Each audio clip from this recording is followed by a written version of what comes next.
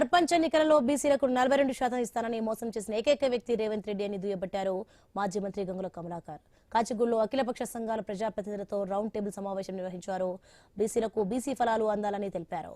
వచ్చే అసెంబ్లీ సమావేశంలో ప్రభుత్వాన్ని నిలదీద్దామని పేర్కొన్నారు. 42% రిజర్వేషన్ బీసీ బిడ్డలకు ఇవ్వాలని చెప్పి కాంట్రాక్ట్ ఏ కోర్టు రికార్డు చెప్పింది? ఈ చేతున్న పనిగా ఎందుకు ఇవ్వలేకపోతున్నాం అంటే మీరేం చేయలేరు కదా, మీతో ఏం కాదు కదా అనే భావంలో ఈరోజు అహంభావంగా గర్వపూర్వంగా ఉంటే గిట్ట చాలా కూడా కార్యాలు మరుగుతా ఉంది. ఏం చేయలేకపోతుంది ప్రభుత్వం మీద ఈ ప్రభుత్వం అదే ప్రభుత్వం కూడా మీదే కదా, మాకేం ప్రభుత్వం ఉంది కదా. 1956 ఈ రాష్ట్రాలలో ఈ 2 రాష్ట్రాలలో ఏ ఒక్క బీసీ కన్నా ముఖ్యమంత్రి పదవి వచ్చినా కూడా గుంజుకొని పేరు తప్ప కానీ ఈ రోజు అవకాశం కలిగేయాలి.